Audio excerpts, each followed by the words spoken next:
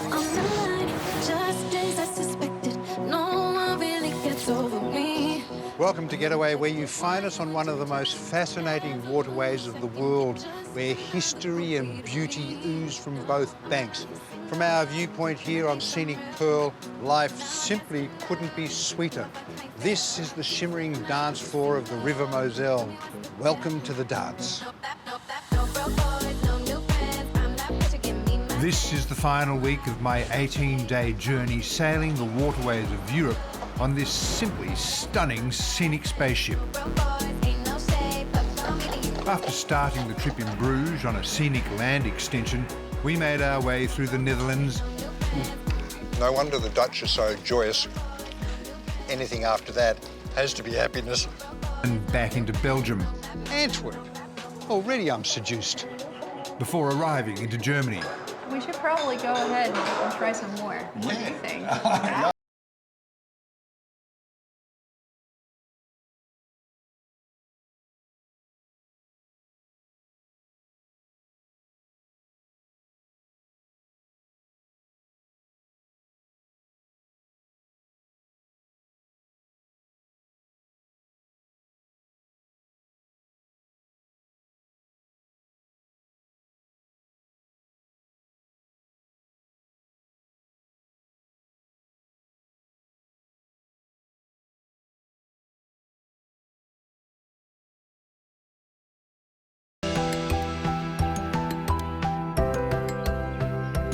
Today we've travelled as far up the Moselle as we will go, to the port of Bernkastel, gateway to Germany's oldest city, Trier.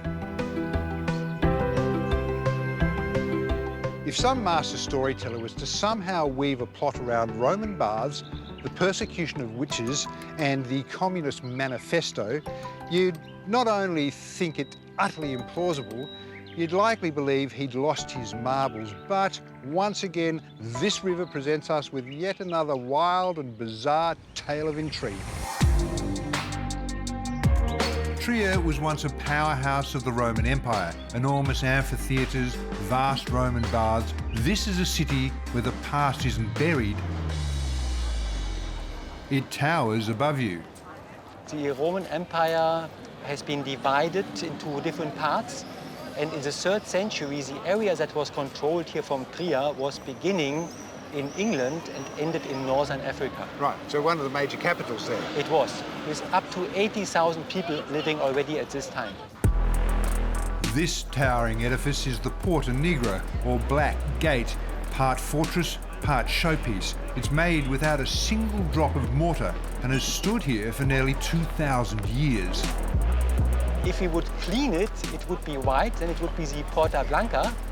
And it is white sandstone that they used coming from Luxembourg in the 2nd century. As the capital of the Western Roman Empire, Trier was a powerhouse, home to emperors, palaces and politics. That is a fat chunk of brick. It looks like a fortress. You're going to tell me it's not, though? No, it's not. It's completely the opposite. This house or this building only has been built to represent, to impress. This Basilica of Constantine was part of the palace where the Roman Emperor Constantine would meet and greet audiences. Built in 310 AD, it's been a church now since the Middle Ages. Boy, it's so magnificently preserved. The building is that big that you could put the Porta Nigra twice inside. And the Romans built this building very, very strong. The walls are as big as 2 meters and more. Trier may be rich in history, but not all of it glitters. In the 16th century, hundreds of women were executed in one of the largest witch trials in European history. And centuries later, another troublemaker was born here, Karl Marx, whose ideas would shake the world. Karl Marx was born here in Trier in 1818, and this is a building where he spent his youth. What do you think he'd think about the fact that it's now called Euroshop? Yeah, Karl Marx, we know he was a very wise man. Maybe he has foreseen about the currency. Slightly grander is the Gothic masterpiece, the Church of Our Lady Basilica. Oh, yeah. That's 800 years of glory be to God right there. That's where we're headed tonight. I've been fortunate enough to attend some of these Scenic Enrich experiences before, and believe me, they live up to the word, enrich.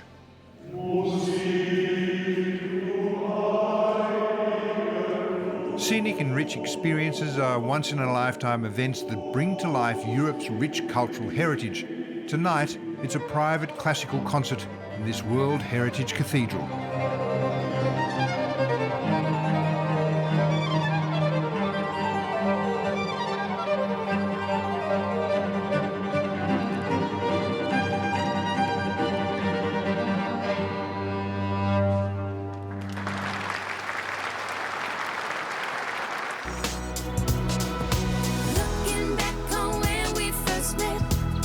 Welcome back to Getaway and my scenic river cruise through Europe's glorious waterways. This all-inclusive journey includes drinks and up to 5 dining experiences, and sometimes even a 6th, like today's barbecue lunch on the upper deck, German sunshine. There are days on board when it just seems like a marathon of food, a glorious marathon, but a marathon nonetheless. Breakfast mysteriously merges into lunch, which mysteriously merges into dinner. Nobody's complaining, though.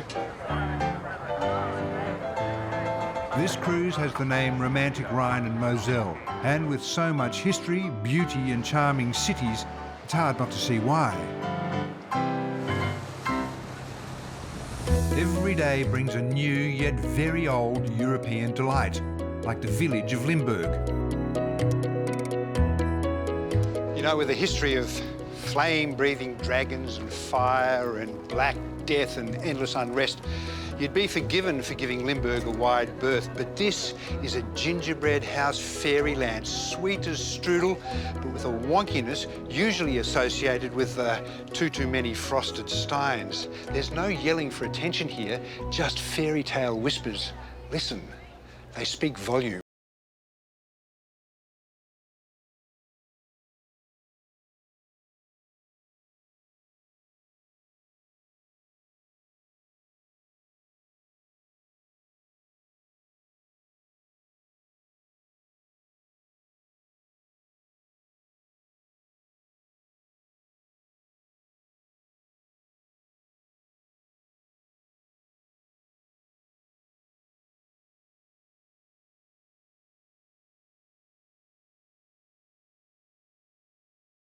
Filled with brick or wattle and daub, all decorated by expert craftsmen.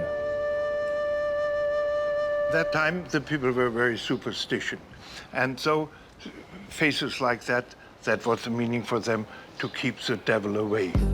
Nobody really knows why this house is decorated with the 7 deadly sins. Was it a warning, a joke, or just the whim of a wealthy merchant? So most people, they came from this direction and went from here through the city up to the church, to the cathedral. And so that should remind them what they have done before in their life, that what they should to confess over there. Church, yeah. None of them are looking particularly lustful, though, are they? Yeah.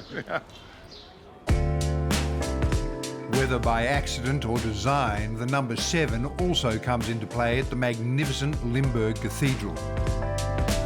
Is there any significance to the 7 towers? Yeah, that's the only German church with 7 towers there. Symbolize the 7 sacraments in Catholic Church. Oh, okay. And when was this built? Yeah, that's a special thing. That church was built from 1195 and it was finished already in 1235, less than 40 years. And that's unbelievable that the church was built at that time in less than 40 years. I mean, how?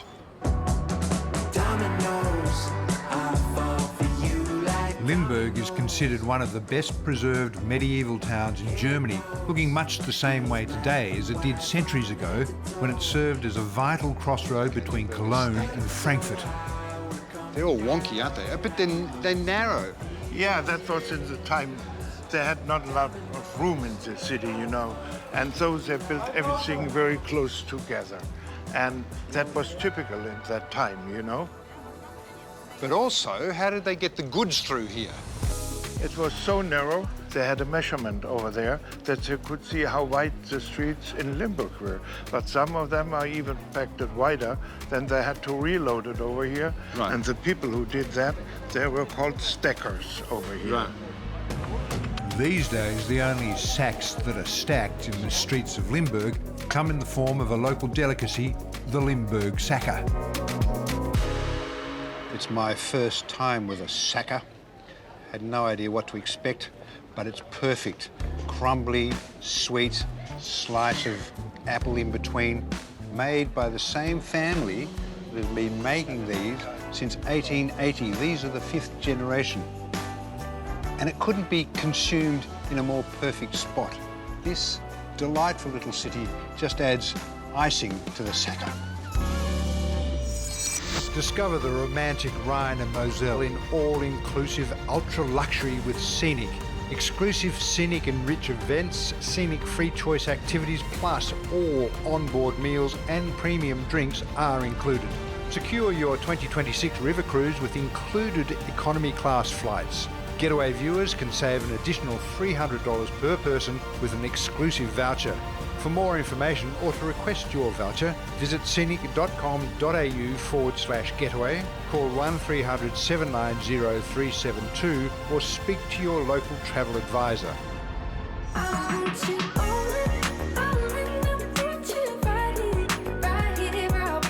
Welcome back to Getaway, where the Rhine River has carried our scenic spaceship to the charming wine town of Rudesheim.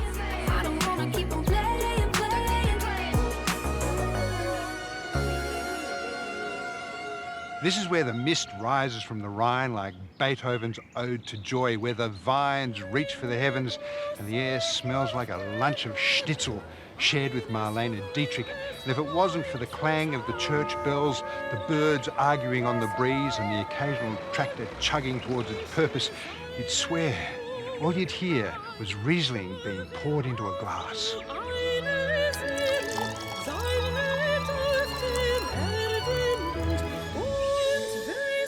There is no shortage of included excursions to choose from on a scenic river cruise, but it's also completely okay to explore a town like Rudesheim your own way.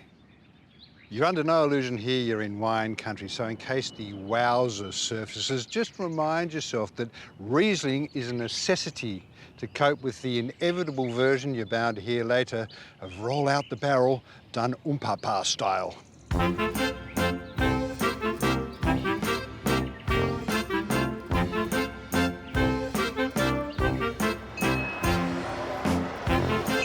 Rudesheim is a celebration of Rhine culture at its romantic and seductive best.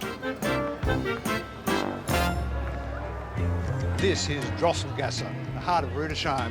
144 metres of cobblestone temptation, which exists for the one single sole purpose, and that is to pour more Riesling down your throat than your liver has business processing. Drosselgasse literally translates as Thrush Alley, named after the songbird, but with a poetic nod to the music that echoes down the street while you tuck into a schnitzel, washed down with Riesling, of course.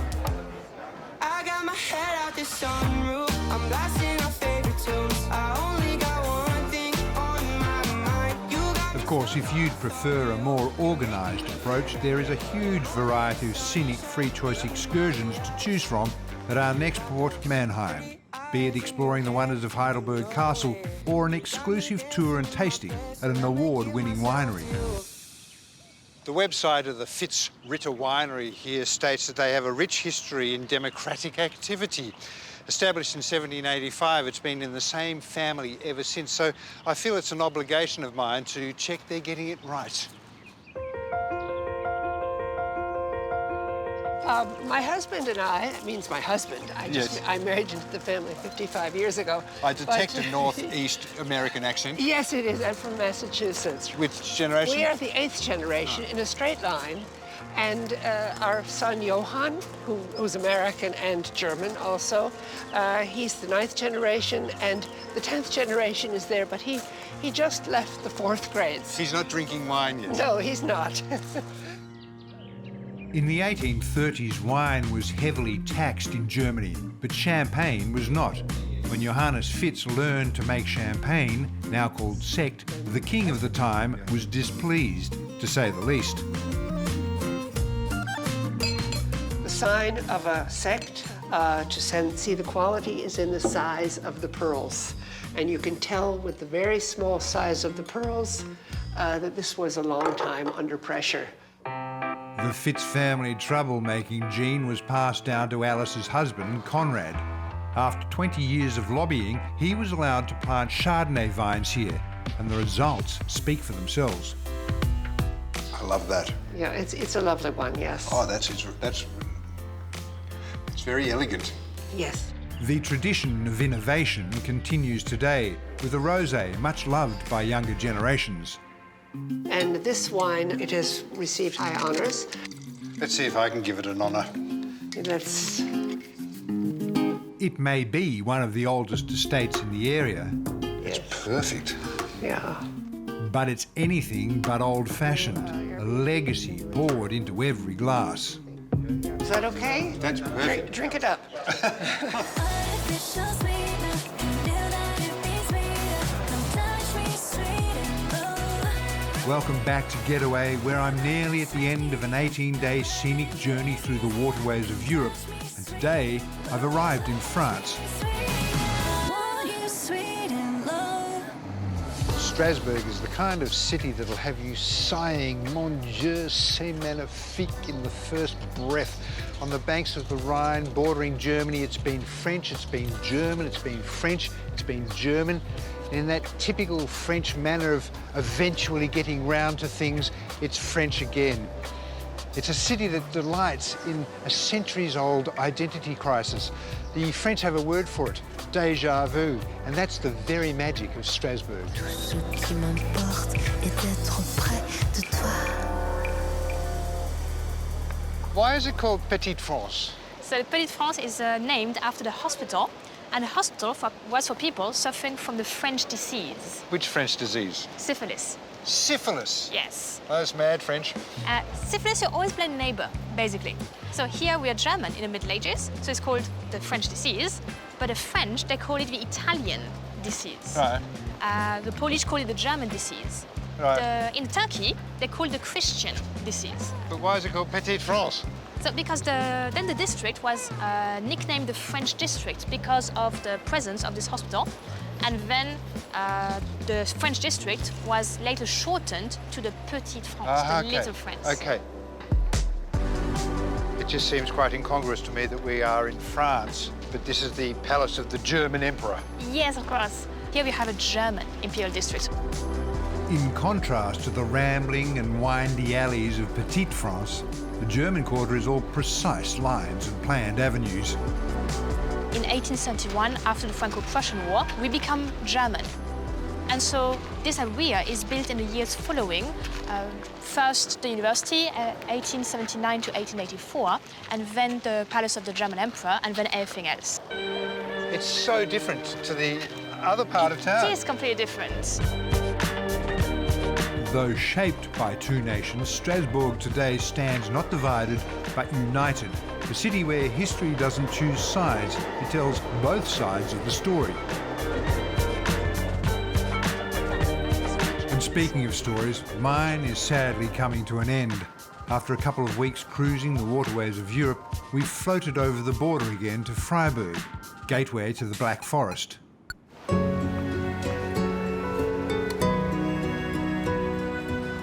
It was flattened and hammered by a 1944 air raid which obliterated pretty much everything except for the cathedral, which stands defiant, raising a finger to the sky. Rising above the rooftops of Freiburg is its crown jewel, the Freiburg Minster, a masterpiece of stone and stained glass. Yeah, it was the first one of this kind. As you can see, it's open. There is no roof. And it used to be the highest tower in Christendom at 160 meters. before the citizens of Strasbourg got Envious. envious and built a big one one. at 160 or something like that. Yeah. Now, Freiburg was pretty much obliterated in 1944 by an air raid, but this remained. Divine intervention? Yeah, that can be divine intervention. When it is big stonework. That is, the roof here was burned, but within 1 or 2 years it was rebuilt. But the stone themselves, they were not destroyed. Yeah. Tell me when you leave, you won't take off that. Like my journey so far, Freiburg is defined by its waterways. Throughout the town, narrow little canals once brought fresh water to the city, a charming reminder of medieval ingenuity. I don't wanna sit by too. I don't wanna let a good night slip away. Whole car crying. These last fabulous weeks have been an immersion into centuries of history, art and culture. As the scenic Pearl glides upon these majestic rivers, you become part of a living, breathing testament to the drama of ages. You're not only cruising through Europe, you're cruising through time. The rivers tell the stories of kings and empires, of troubles and triumphs, not only encapsulating the soul of a continent, but reminding you that when you travel slowly aboard a magnificent ship like ours, you discover a whole lot more. Discover the romantic Rhine and Moselle in all-inclusive ultra-luxury with Scenic. Exclusive Scenic Enrich events, scenic free choice activities, plus all onboard meals and premium drinks are included. Secure your 2026 river cruise with included economy class flights. Getaway viewers can save an additional $300 per person with an exclusive voucher. For more information or to request your voucher, visit scenic.com.au/getaway, call 1300 790 372 or speak to your local travel advisor.